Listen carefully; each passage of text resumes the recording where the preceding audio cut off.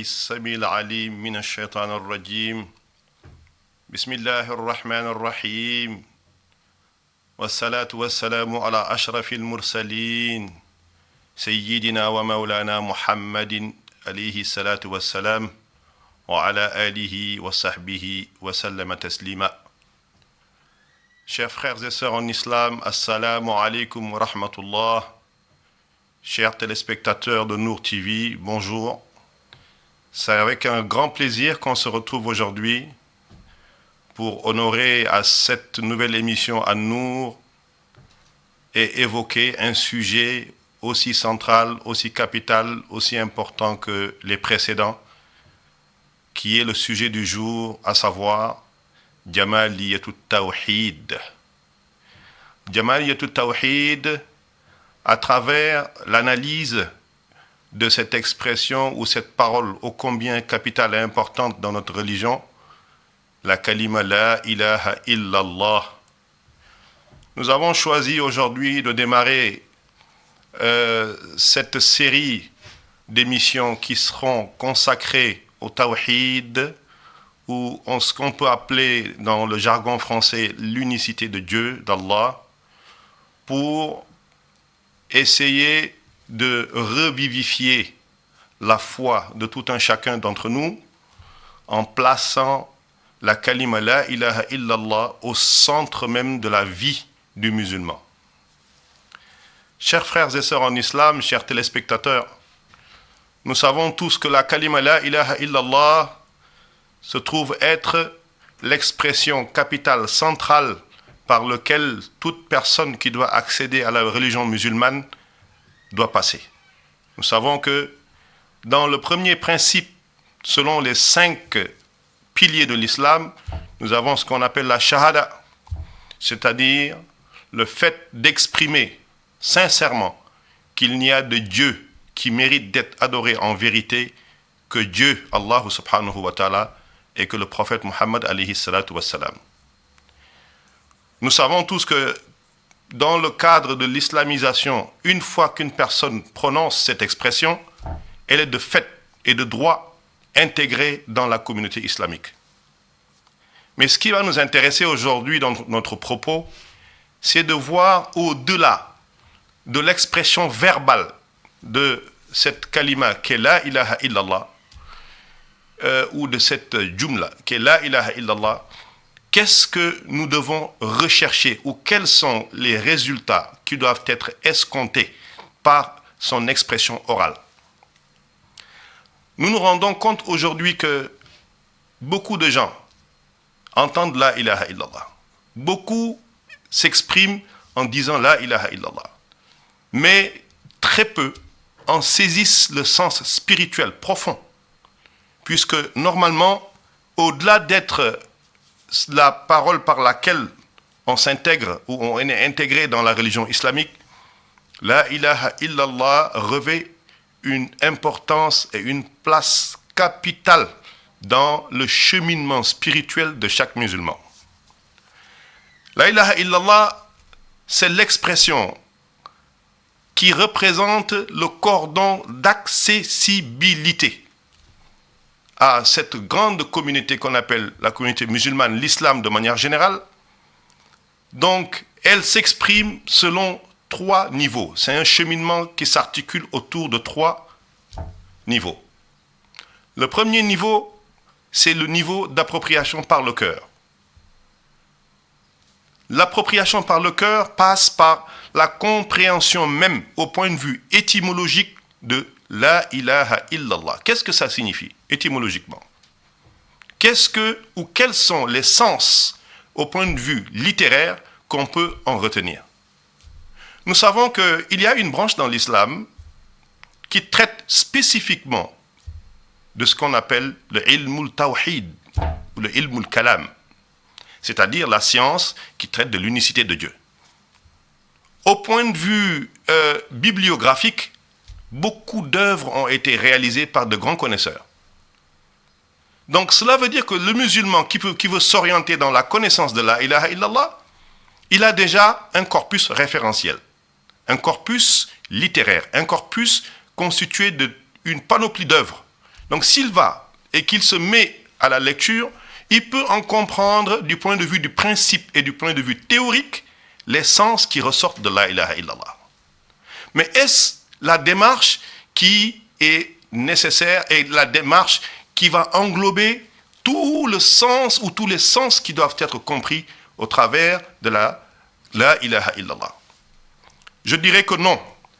Et c'est d'ailleurs non parce que de nos jours, nous avons pas mal de frères et sœurs qui ont beaucoup bouquiné, qui se sont beaucoup cultivés par rapport à ce qu'on appelle le ilmul tawhid ou le ilmul kalam, en omettant la dimension hautement spirituelle de cette expression qu'est la ilaha illallah pour pouvoir en tirer les profits et les fruits qui constitueront le viatique de leur cheminement vers le Seigneur, vers le royaume céleste. Nous allons déjà voir que si on en revient à la période du prophète, alayhi salatu wassalam, à la sira du prophète, la ilaha illallah a été le premier jalon qui a été posé dans l'éducation spirituelle des premiers compagnons du prophète, alayhi salatu wassalam.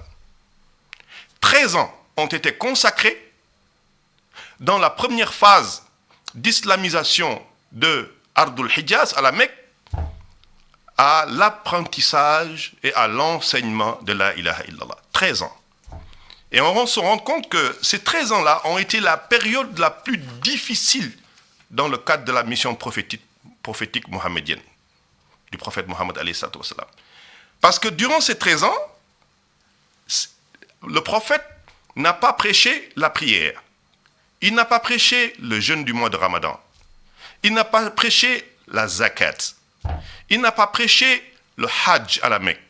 Et il n'a prêché que la kalima la ilaha illallah pour bien implémenter toutes les valeurs et les réalités spirituelles qu'elle dégage afin de pouvoir installer ce qu'on peut appeler les fondements et les fondations de foi pour les premiers qui ont été intégrés dans l'islam.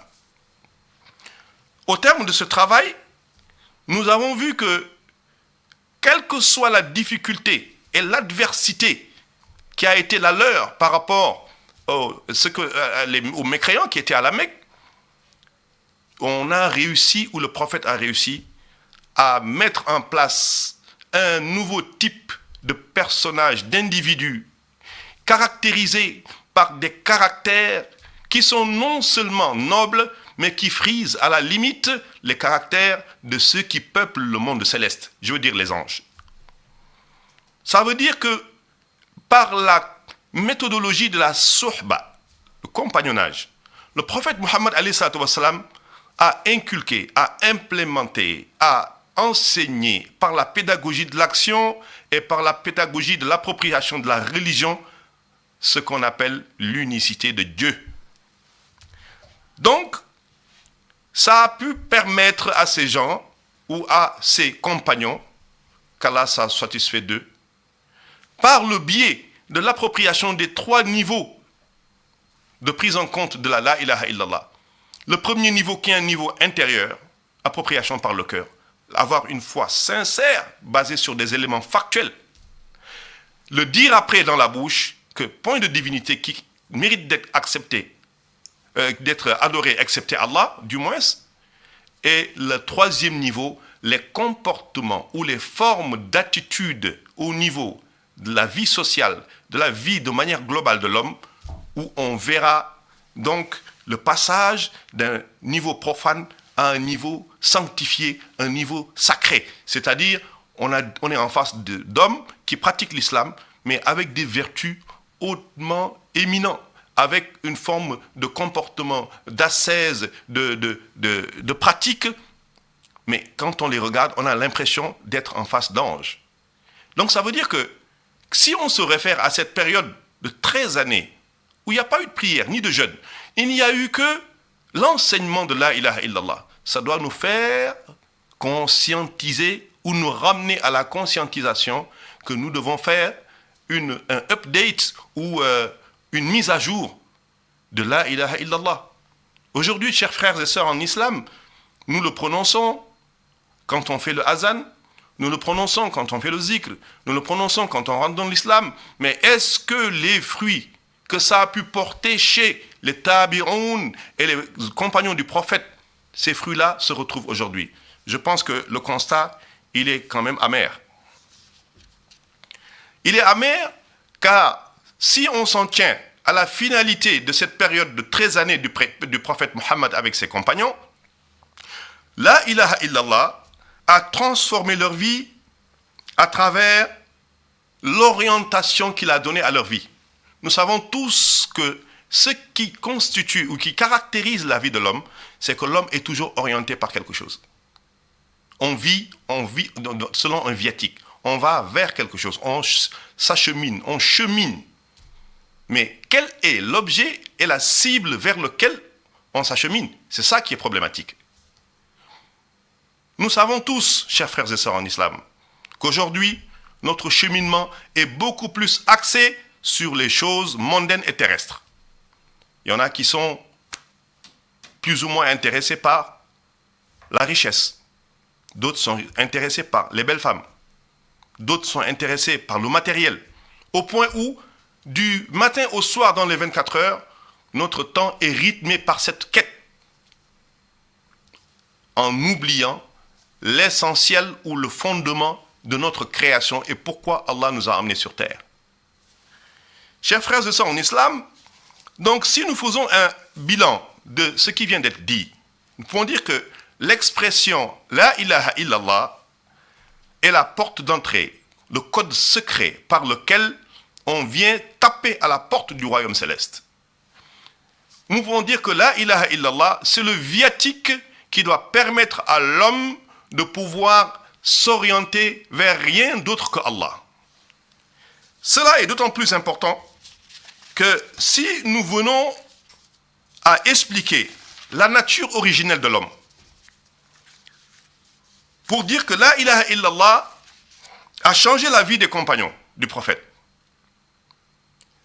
pour dire que les mécréants qui étaient à la Mecque à l'époque ne voulaient pas entendre La ilaha illallah parce que ça venait complètement impacter négativement dans leurs croyances et ça devait leur faire passer d'un statut à un autre, c'est-à-dire avec des orientations qui sont différentes et une cible qui sera différente, ce sera un Dieu unique qu'on appelle Allah subhanahu wa ta'ala. Allons sur la référence coranique à la sourate Safat, verset 35. Je cite, Allah nous dit: lorsqu'on leur disait « il n'y a de Dieu que Dieu », ils opposaient un orgueil arrogant. Fin du verset. Ce verset donc fait référence à ces mécréants qui étaient à la Mecque et qui, dès qu'ils entendaient l'évocation ou la proclamation de La ilaha illallah, alors ils s'enflaient d'orgueil. Parce que, en fait, c'était une sorte de carapace qu'ils tissaient devant pour ne pas rentrer dans ce sillage, parce que ça ne les arrangeait pas par rapport à ce qu'ils pratiquaient. De nos jours, chers frères et sœurs en islam, seule la lumière, an-nour, peut nous permettre d'accéder aux fruits, c'est-à-dire le passage de la croyance à l'évocation, l'expression orale, à l'application dans les actes, ne peut être fait que par la luminosité du cœur. Pourquoi? Parce que si on vient à la sourate Nisa'i, la sourate des femmes, verset 139, je cite: ceux qui prennent pour alliés des mécréants au lieu des croyants, est-ce la puissance qu'ils recherchent auprès d'eux? En vérité, la puissance appartient entièrement à Allah subhanahu wa ta'ala. Fin du verset. Nous voyons ici que Allah subhanahu wa ta'ala nous ramène à reconsidérer notre orientation et notre viatique de vie. Nous savons tous que Dieu a dit dans le Coran: « وَمَا خَلَقْتُ الْجِنَّ وَالْإِنسَ إِلَّا لِيَعْبُدُونِ » Je n'ai créé les génies et les hommes que pour qu'ils m'adorent. Mais adorer qui? Adorer Allah subhanahu wa ta'ala. Ça veut dire que quand on évoque La ilaha illallah, point de divinité excepté Allah, Nous évoquons la croyance, nous évoquons l'orientation résolue vers le Seigneur, Allah subhanahu wa ta'ala. Nous évoquons l'amour qu'on a pour lui, parce que quand on s'oriente vers quelque chose, c'est parce qu'on l'aime. Et nous évoquons la recherche du bonheur et de la réussite ici et dans l'au-delà. C'est l'ensemble de ces éléments-là qui nous pointent illallah, l'orientation vers le Dieu unique qui est Dieu, Allah. Donc, on peut dire que quand Allah nous dit dans le Coran Innal izzata lillahi jami'an, Innal izzata lillahi jami'an, nous voyons là que tout revient à Dieu, tout dans la création, tout revient à Dieu. Donc, il est de devoir de l'homme, s'il veut une réussite double dans ces deux mondes, de se diriger résolument, avec sincérité, vers Allah subhanahu wa ta'ala, car Dieu est celui qui détient l'attribut al-jami'u. C'est vers lui que tout revient. Chers frères et sœurs en islam, nous voyons que toute l'humanité, normalement, doit donc courir vers une cible, mais une cible qui est profitable, une cible qui n'est pas éphémère. Parce que toute cible que nous pouvons engager autre que Dieu ne sera que éphémère, ne sera que trompeuse, ne sera que avilissante. Donc ça veut dire que la ilaha illallah est notre viatique, la ilaha illallah, notre instrument qui va nous mener vers le Seigneur Tout-Puissant, Allah subhanahu wa ta'ala.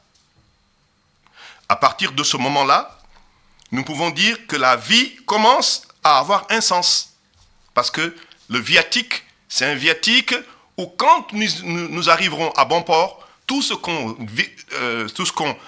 voulait avant, c'est-à-dire tout ce qu'on désirait en matière de matériel, en matière de jouissance terrestre, nous l'aurons parce que c'est Allah qui détient la force et la puissance sur toute chose. C'est lui qui détient tout, c'est le maître de la création. Donc, au lieu d'aller vers les éléments créés, va vers ton créateur. Ça aussi, c'est une dimension de la ilaha illallah. Et quand tu iras vers ton créateur avec une résolution ferme, une sincérité, une ikhlas, une purification, à tout point de vue, une fois que le Seigneur t'aura admis dans son royaume, tu verras que tout ce qu'il a créé s'orientera vers toi. Cela veut dire que l'homme doit, en tout état de cause et en toute circonstance, mettre en avant, doit s'occuper à rétablir ce qu'on appelle sa fitra. C'est quoi la fitra? C'est son origine créationnelle, sa nature sanctifiée par laquelle Dieu l'a créé et qui par la suite, par le truchement de ces orientations qui sont autres que Dieu, la vie, les biens terrestres, la notoriété, l'orgueil, tous ces éléments qui viennent salir plus ou moins cette fitra, cette nature originelle, cette nature angélique qui est en lui, à travers laquelle Dieu l'a créé, subhanahu wa ta'ala. Et si nous venons à la sourate Rum, verset 30, je cite, Allah nous dit, « Tiens-toi, le visage tourné exclusivement vers la religion, en pur monothéiste, conformément à la nature dont Allah a doté les hommes. » Ce qui nous intéresse ici, c'est la nature dont Allah a doté les hommes. C'est cette nature originelle. C'est ce souffle divin, pur, sanctifié. Quand l'enfant naît du ventre de sa mère, quand il sort, cette nature originelle, c'est la fitra. C'est ce que nous devons rétablir, restaurer à travers la bonne prise en compte, la bonne prise en charge, la bonne appropriation de la ilaha illallah. Je termine le verset. Or, nul ne saurait changer la création d'Allah. Voilà la religion de la rectitude, mais la plupart d'entre eux ne savent pas. Fin du verset. Donc, l'homme a été créé dans sa fitra, dans sa nature originelle, dans la purification, dans une dimension angélique, sanctifiée. Donc, son action, l'action de sa vie, peut être altérée par sa socialisation, par sa vie en société, par les éléments dont je viens de citer tout à l'heure, que je viens de citer tout à l'heure. Mais il faut donc faire le travail par l'appropriation de la ilaha illallah. En conclusion, nous allons nous poser une question. Pourquoi donc la ilaha illallah oriente l'homme vers son Seigneur, et c'est ce qu'on a aujourd'hui à essayer d'expliquer. Nous l'expliquerons d'un point de vue étymologique. Nous essayerons plus ou moins de décortiquer, d'un point de vue vocabulaire, la ilaha illallah. Nous savons que la traduction littérale de la ilaha illallah, c'est point de divinité excepté Allah. Littéral. Un peu plus poussé, point de divinité qui mérite d'être adoré excepté Allah. Alors, nous voyons que le premier élément, c'est une négation. Point. La, ça veut dire non, point, en arabe. La, ce qu'on appelle en arabe al-nafiyu. Ilaha. Nous nous arrêtons sur ilaha. Ilaha, lui, sort de ilah. Ilah, en arabe, c'est une expression qui traduit des sentiments, de l'amour, de la nostalgie, vraiment de la sollicitude, si je peux parler ainsi. Mais son origine, ilah, là, parce que là, ilaha, là, ilah, son origine étymologique, c'est aliha. Alors, venons-en un peu à la littérature arabe. Dans la littérature arabe, nous avons une expression aliha al-fasilu. Aliha al-fasilu. Qu'est-ce que c'est aliha al-fasilu? On voit que là, aliha qui sort de ilah, illallah, la ilaha, ilaha, illah, aliha. Donc, vous voyez, par décomposition vocabulaire. Aliha, en arabe, c'est le cri de détresse. C'est le cri d'amertume. C'est le cri de nostalgie du bébé du chameau vers sa mère qui est perdue dans le désert et qu'il est en train de chercher. Il y a un cri qu'il est en train d'émettre, l'enfant du chameau, pour chercher « Maman, où es-tu » Vous voyez, cette relation de maternité, cette relation d'amour, de nostalgie, que personne ne peut expliquer qu'Allah. On appelle ça aliha, aliha al-fasilu. Donc, al-fasilu, aliha, il a fait un cri pour rechercher dans la détresse, dans le manque, dans la nostalgie. Où est ma mère? Où est ma mère? Alors, qu'est-ce qu'on veut faire sortir par là? Et pourtant, ce aliha, ce qui sort de ilah, c'est la ilaha, ilaha. Vous voyez? Point de divinité, ilaha. Ilaha était utilisé dans l'époque de la Jahiliya pour tout ce qui était polythéiste, les dieux qu'ils fabriquaient en bois, etc. Mais ici, là, ilaha, il n'y a de divinité, ça sort complètement à aliha, le cri de détresse, le cri de nostalgie, le cri de recherche et d'amour de l'enfant du chameau vers la chamelle qui est sa mère. Ça veut dire qu'en arabe, on peut, quand on a la nostalgie de sa femme, d'une personne qu'on aime beaucoup, on dit alihtu. Alihtu qui sort de aliha. Aliha qui sort de illah. Qu'est-ce que nous devons retenir? Nous devons retenir donc à travers cela que al-ilahu, qui est dans la ilaha illallah, la ilaha, c'est celui qu'on aime, celui vers qui on a posé nos yeux, pas sur quelqu'un d'autre. Celui dont on a la nostalgie, celui dont on chemine, mais inexorablement et résolument, sans condition, sans aucun intérêt, mais c'est par un amour pur. Vous voyez, chers frères et sœurs en islam, rien que qu'en décortiquant un seul kalima, un seul mot, ilaha, d'où il sort. Ça veut dire que cette sollicitude, cet amour, cette recherche, aliha, tout, ça doit être le viatique du musulman. Ce n'est pas de dire la ilaha illallah, pas une divinité excepté Allah. Non, il faut rentrer dans la profondeur linguistique, étymologique, pour en saisir l'essence et s'en servir pour cheminer et aller vers le royaume céleste. Donc celui qui a prononcé la ilaha illallah, il va se décharger de toute responsabilité, de tout engagement et de toute décision. Parce que c'est ce manque que tu es en train d'exprimer. L'enfant du chameau, C'est parce qu'il est impuissant, il a besoin de sa mère, il lui faut du lait, il lui faut de l'assistance, il lui faut cet amour maternel, parce qu'il sait que lui, il ne peut pas aller seul. C'est ça la créature divine, c'est ça l'esclave de Dieu, c'est ça le abd. C'est là où on doit se situer, dans la prise en compte de la ilaha illallah, pour pouvoir en tirer les profits et arranger par-delà notre relation de proximité avec notre Seigneur. Ce qui plaît à Dieu va te plaire. Ce qui ne lui plaît pas ne va pas te plaire. Parce que c'est un amour inconditionnel.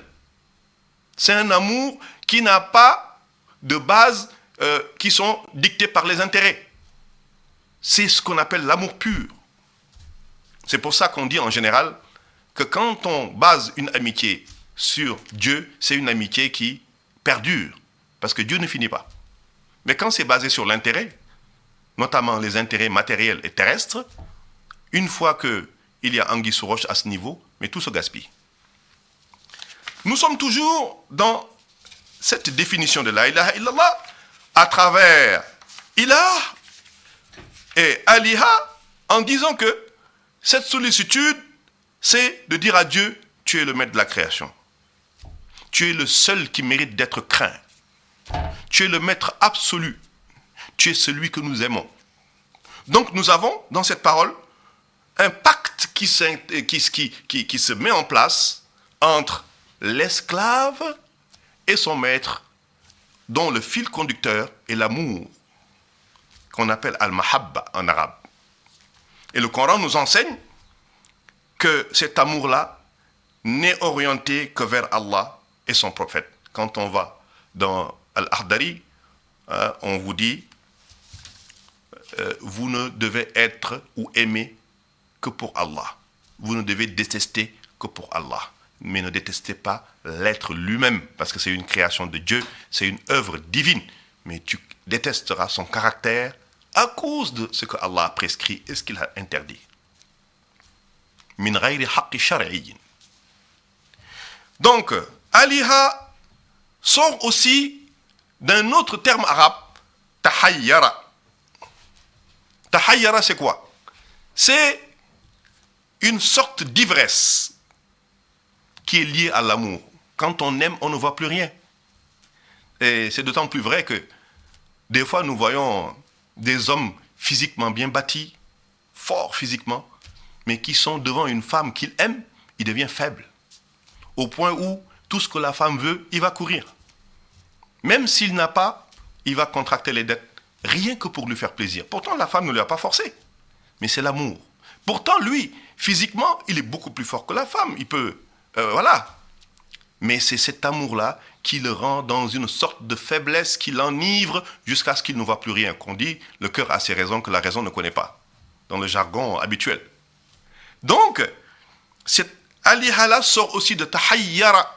C'est cette sorte d'ivresse d'amour aveuglée par l'amour de qui? De Allah subhanahu wa ta'ala. Ce qui fait que quand tu entends le muezzin appeler à la prière, tu cours, mais tu cours avec plaisir.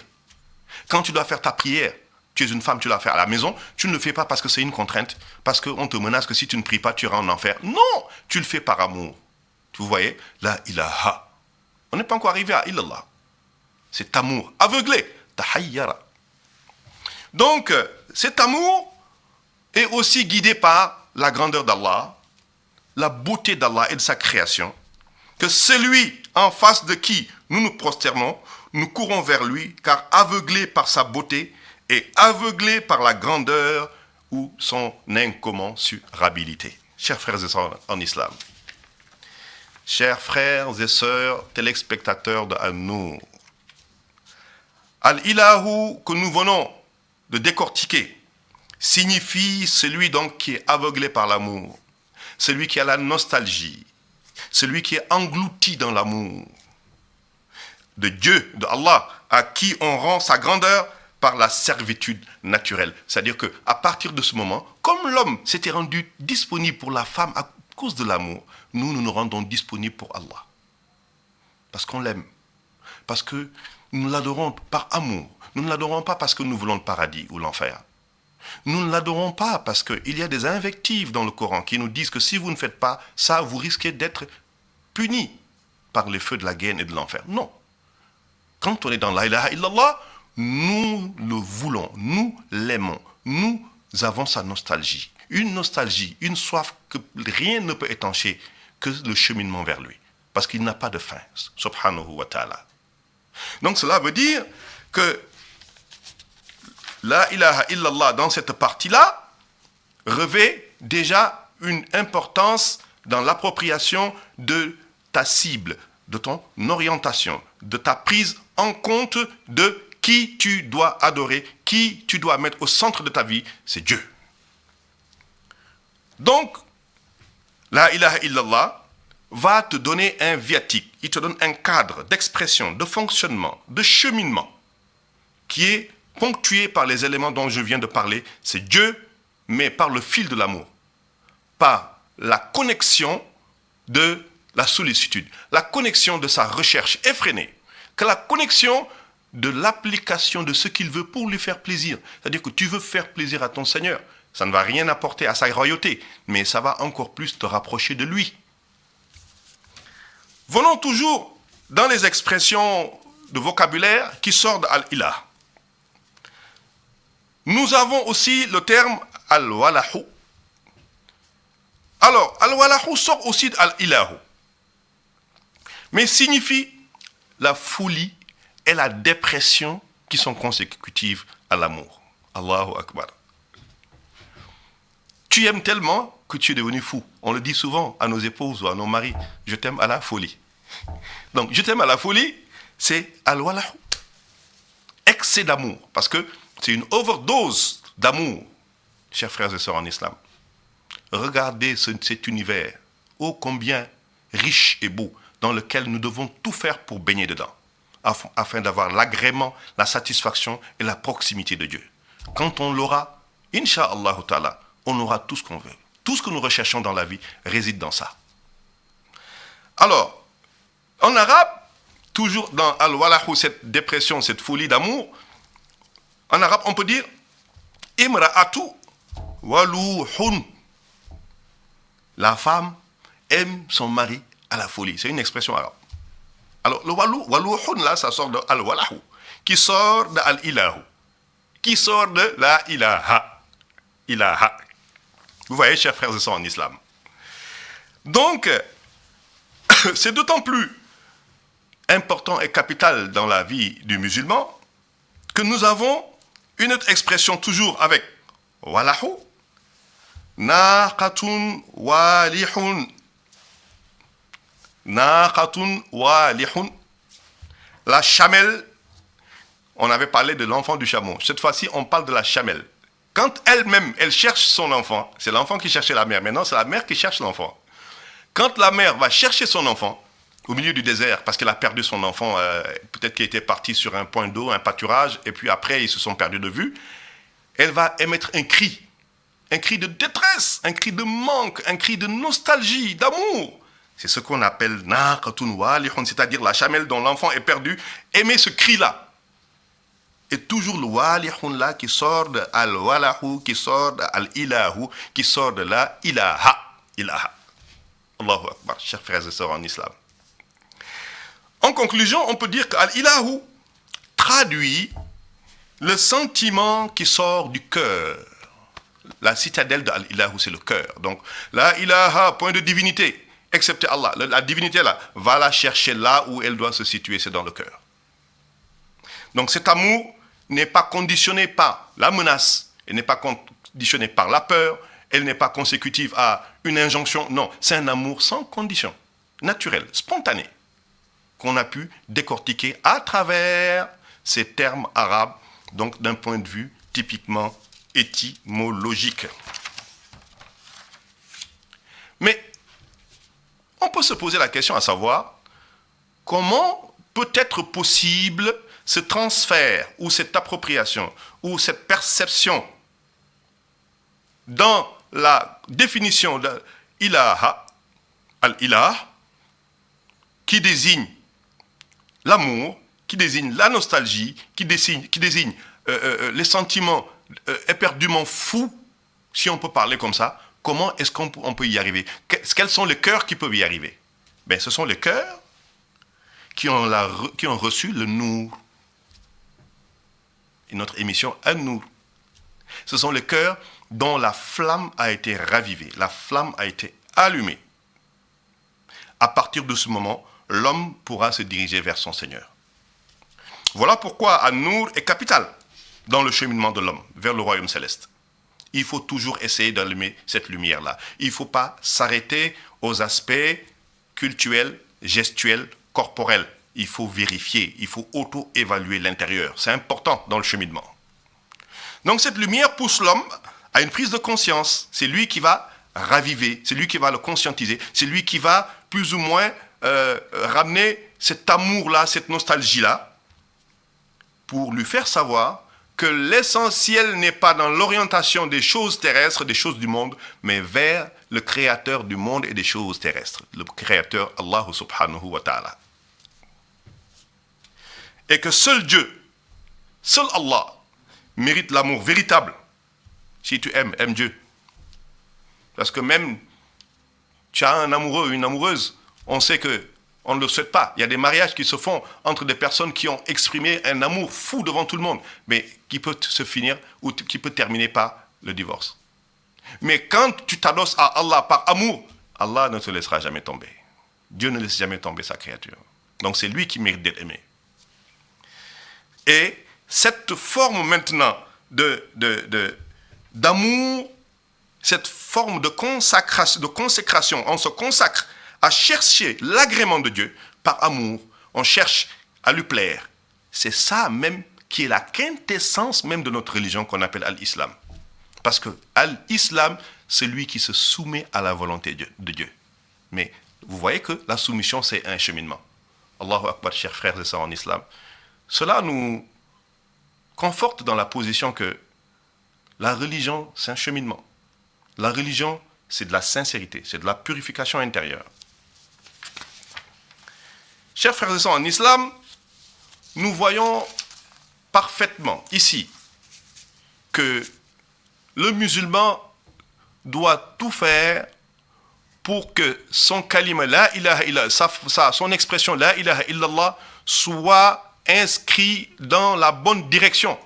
Puisque dans la définition étymologique et la revue du tissu événementiel de l'islam à travers la première phase d'islamisation à la Mecque, nous ramène à cette relation de proximité, ce cordon de connexion que la ilaha illallah doit établir entre l'esclave et son maître qui est Allah.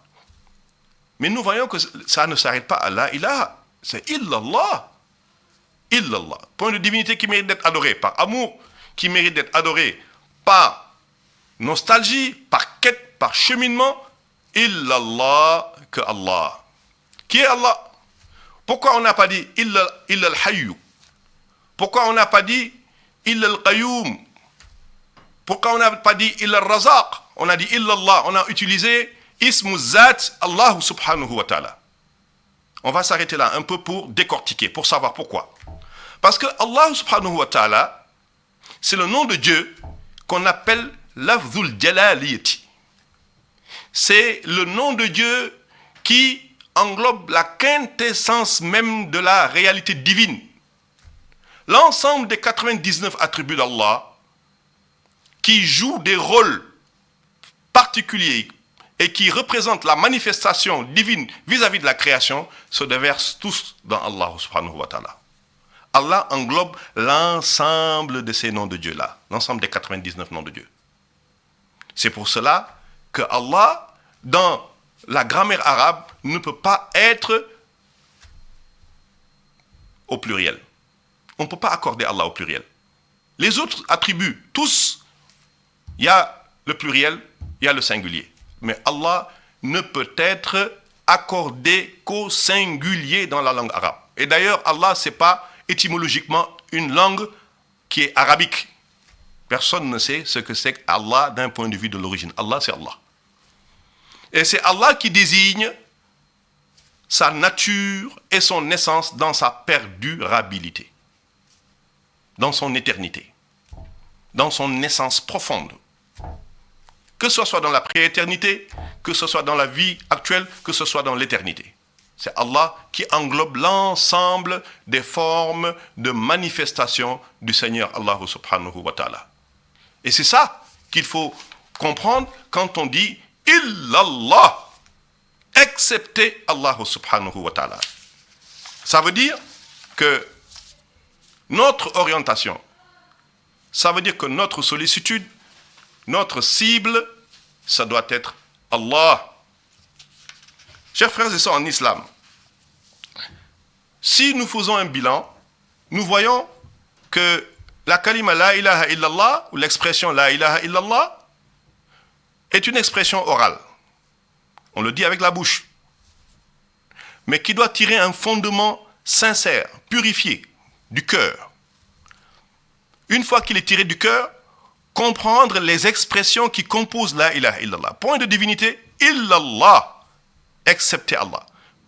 On a vu sur al-ilah, qui est la première partie, négation, implémentation, perdurabilité. Donc al-ilah qui nous a, dans sa décomposition étymologique, ramené à cette urgence, à cet aspect primordial de l'homme, de prendre ses sentiments, sa sollicitude, son orientation pour le mettre vers Allah subhanahu wa ta'ala. On l'a vu dans la définition du terme al-ilah, le cri de l'enfant du chameau ou le cri de la chamelle qui a perdu son enfant, qui a fait ce qu'on appelle le walahu, le cri là, pour exprimer sa détresse, sa nostalgie, son amour, voilà, elle est complètement perdue. Et on a ressorti le caractère de l'amour du divin, de l'amour de Allah subhanahu wa ta'ala, qui est un amour inconditionnel. Nous l'adorons parce que nous l'aimons. Et quand tu aimes quelqu'un, tu essaies de lui faire plaisir. Quand tu aimes quelqu'un, tu es à son service. Madame ne veut pas ça, mon mari ne veut pas ça. Ah, moi je veux que mon mariage perdure, donc j'évite de faire ça. C'est comme ça avec Allah subhanahu wa ta'ala. C'est la ilaha. Al-ilah. C'est ça. C'est la cible. C'est lui notre point d'orientation. C'est lui vers lui que nous allons. C'est lui que nous recherchons. C'est lui dont nous voulons ce qu'on appelle ar-ridwanu minallahil akbaru. C'est-à-dire la satisfaction de Dieu. Chers frères et sœurs en islam, celui qui a la satisfaction de Dieu n'a plus besoin de quoi que ce soit dans sa vie.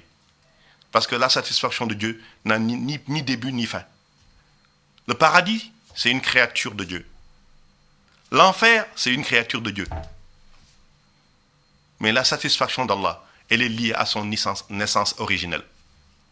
C'est pour cela que illallah, le Allah qui est à la fin, ça doit nous interpeller sur la lumière divine. Ça doit nous interpeller sur le fait que tout ce qui est sur terre et tout ce qui est dans l'univers créé par Dieu, le loue et l'adore. Sans condition. Wa in min shay'in illa yusabbihu bihamdihi. Toute chose créée par lui-même, le loue, le glorifie. Chers frères et sœurs en islam, ceci est le premier épître que nous avons tenté de faire aujourd'hui, le premier échange d'une série d'émissions qui seront liées à cette thématique sur laquelle nous allons beaucoup insister, parce qu'elle détermine la réussite même du cheminement du musulman. Elle détermine même la qualité des caractères qu'il manifeste dans sa société. Et pour cela, nous demandons à Allah subhanahu wa ta'ala de nous donner la force et la foi, mais de nous donner la clairvoyance, de nous donner aussi le cheminement bien encadré dans la sunna du prophète alayhi salatu wassalam pour arriver à bon port et être des musulmans qui disposent de leur fitra originelle et qui frisent à la limite le comportement des anges par la beauté de leur comportement, la beauté de leur caractère et la beauté de leur coexistence ou avec les autres religions et les autres communautés. Chers frères et sœurs en islam, nous profitons toujours pour remercier Madame Irina qui a été donc à la baguette technique pour la réalisation de cette émission, remercier tout le staff et tout le personnel à nous qui nous a donné cette opportunité, remercier mon maître spirituel, Cheikh Sidi Mohamed Diop At-Tidjani Sangbi, remercier un de mes maîtres, Cheikh Modou Kamatiaw, et remercier toute la communauté, toute la Oumma islamique, notamment le Haut Conseil islamique des affaires islamiques du Gabon. Wa ma zalika ala Allah bi aziz. اللهم صل على سيدنا محمد الفاتح لما أغلق والخاتم لما سبق ناصر الحق بالحق والهادي إلى صراطك المستقيم وعلى آله حق قدره ومقداره العظيم. Aimons-nous, aimez-vous en Dieu. Assalamu alaikum wa rahmatullahi ta'ala wa barakatuhu.